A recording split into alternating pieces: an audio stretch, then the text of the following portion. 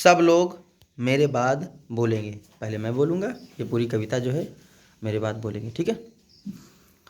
पहला सुख निरोगी काया, पहला सुख निरोगी काया, दूजा सुख घर में हो माया, दूजा सुख घर में हो माया, तीजा सुख कुलवंती नारी, तीजा सुख कुलवंती नारी, चौथा सुख संतान आज्ञाकारी, चौथा सुख संतान आज्ञाकारी, पंचम सुख स्वदेश में वासा, पंचम सुख स्वदेश में वासा, छठवां सुख राज हो पासा, छठवां सुख राज हो पासा, सातवां सुख संतोषी जीवन, सातवां सुख संतोषी जीवन, ऐसा हो तो धन्य हो जीवन। ऐसा हो तो धन्य हो जीवन। एक बार फिर से पढ़ेंगे।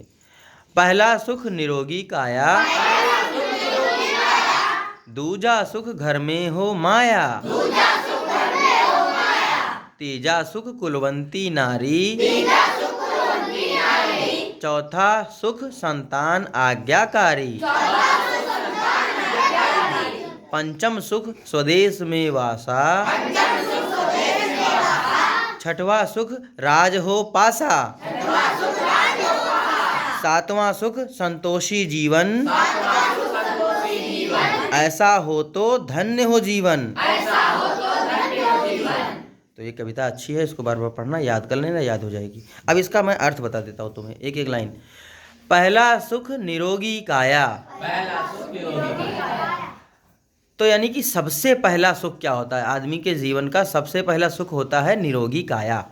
निरोगी मतलब गुरुजी शरीर स्वस्थ, रोग ना हो, निरोगी यानी स्वस्थ। सही कहा तुमने, निरोगी मतलब स्वस्थ, जिसमें कोई विकार ना हो, रोग ना हो। काया, काया मतलब शरीर, ठीक है ना। तो निरोगी काया होनी चाहिए, ये सबसे पहली बात है। ऐसा क्यों? सबसे पहली बात निरोगी काया क्यों? गुरुजी जब शरीर स्वस्थ होगा तब सब आगे होगा। सही बात, जब शरीर सही होगा तभी तो तुम कुछ भी कर पाओगे। शरीर ही अगर सही नहीं है तो ना तुम पढ़ पाओगे, ना रह पाओगे, ना लेट पाओगे, ना सो पाओगे। इसीलिए शरीर स्वस्थ होना सबसे पहला सुख, पहली बात जरूरी, पहली चीज़। इसमें बहुत सारी बातें बताई गई हैं कि सबसे पहले क्या हो, उसके बाद क्या हो, उसके बाद क्या हो, उसके बाद क्या हो, है ना। तो सबसे पहली बात है तुम्हारा शरीर जो है वो सही होना चाहिए, स्वस्थ होना चाहिए, ठीक है। अगला है दूजा सुख घर में हो माया, यानी घर में हो माया। माया मतलब क्या होता है? गुरुजी रुपया पैसा धन दौलत। रुपया पैसा धन दौलत, ताली बजाओ उसके लिए। घर में हो माया यानी कि घर में बचा के थोड़ा सा रखो। बहुत कभी कभी मुसीबत फंसती है, तुरंत पैसा मांगे नहीं मिलता कहीं से, है ना। तो घर में माया होनी चाहिए, और पैसा फालतू की चीज़ों में खर्च नहीं करना चाहिए। एक एक पैसे की वैल्यू होती है, तो हमको फालतू में पैसा तो वैसे भी खर्च नहीं करना चाहिए और बचा के रखना चाहिए ताकि मुसीबत के वक्त काम आए। तो दूजा सुख घर में हो माया। और जिनके पास पैसा होता है उनको तुरंत पैसा मिल भी जाता है, और जिनके पास पैसा नहीं होता उनको कोई पैसा देता भी नहीं, है ना। सही कह रहा हूँ कि गलत कह रहा हूँ? ठीक है। तीजा, तीजा मतलब तीसरा, तीजा सुख कुलवंती नारी। कुलवंती नारी ऐसा क्यों कहा है भाई? नारी मतलब औरत। घर में बहुत लोग होते हैं, औरत भी होते हैं, आदमी भी होते हैं, लड़के भी होते हैं, बच्चे भी होते हैं, दादा दादी सब होते हैं, मगर जो नारी हैं वो होती हैं मेन नारी, पढ़ी लिखी बेटी रोशनी घर की। तुमने ये पढ़ा कहीं? बेटी अगर एक पढ़ जाए तो पूरा परिवार पढ़ जाता है, पता है कि नहीं? अगर मम्मी पढ़ी लिखी हों तो बच्चे जरूर पढ़ते हैं। अगर मम्मी समझदार हों तो घर बहुत अच्छे से चलेगा, और अगर मम्मी ही समझदार ना हो तो घर में बड़ी दिक्कत होती है। बच्चे पढ़ नहीं पाते, उनको पढ़ने नहीं भेजा जाता, उनको अक्ल वाली अच्छी अच्छी बातें कोई नहीं बताता अगर मम्मी समझदार नहीं है तो। और मम्मी कुलवंती यानी बहुत अच्छी, सभ्य, सुशील, समझदार होनी ज़रूरी है। इसीलिए कहते हैं कि लड़का पढ़े या ना पढ़े कोई बात नहीं, लड़की का पढ़ना ज़्यादा ज़रूरी है। लड़कियों का पढ़ना बहुत ज़्यादा ज़रूरी है। बात समझ गए ना? तो तीजा सुख कुलवंती नारी। कुलवंती मतलब अच्छी, समझदार, सुशील, सभ्य। तो नारी सभ्य सुशील कैसे बनेगी? जब पढ़ी लिखी होगी, अच्छे से समझदार होगी तब, ठीक है। तो तीजा यानी तीसरा सुख कुलवंती नारी। अगला चौथा सुख संतान आज्ञाकारी।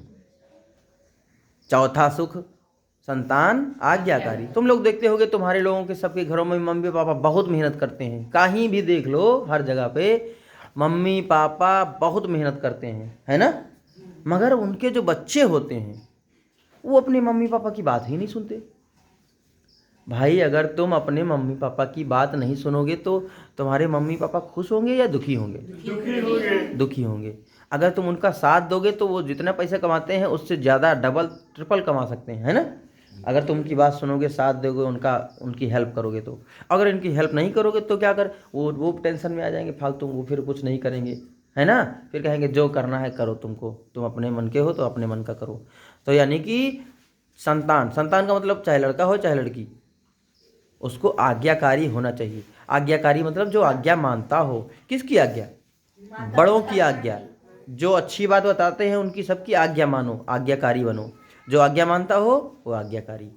तो संतान आज्ञाकारी होनी ज़रूरी है। जैसे तुम पढ़ने जाते हो तो तुम विद्यार्थी हो गए, विद्यार्थी का आज्ञाकारी होना ज़रूरी है कि नहीं? हाँ, तो आज्ञाकारी हो, गुरु की बात मानो, टीचर की बात मानो, मैम की बात मानो, घर में मम्मी की बात मानो, भाई की बात मानो, बड़ी बहन की बात मानो, जो भी तुमको सही रास्ता बताता है उसकी बात मानो, ठीक है ना। तो ये बात को ध्यान रखना। फिर आ गया पंचम सुख। पंचम मतलब होता है पांचवा। पंचम सुख स्वदेश में वासा। पंचम सुख स्वदेश में वासा, इसका मतलब क्या हुआ? गुरुजी देश में अपने रहना। पंचम सुख स्वदेश में वासा यानी अपने ही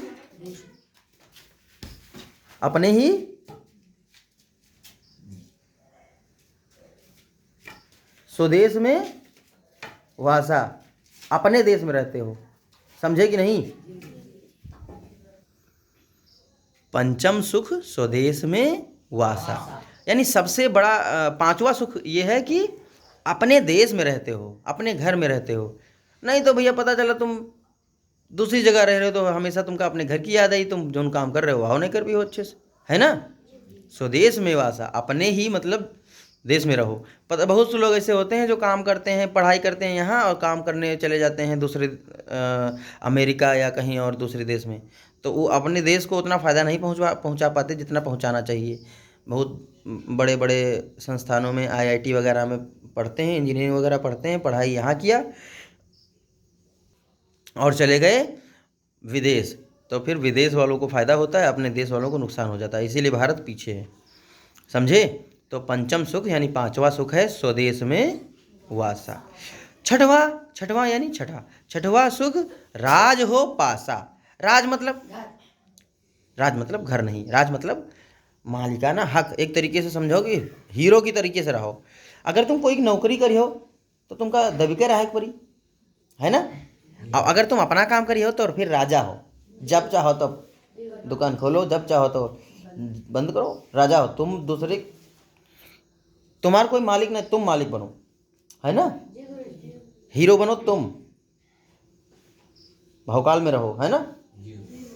तो छठवां सुख राज हो पासा, तुम्हारे पास में राज होना चाहिए ना, कि तुम मतलब थोड़ा फ्री हो, ये नहीं कि गुलाम की तरह हो, है ना।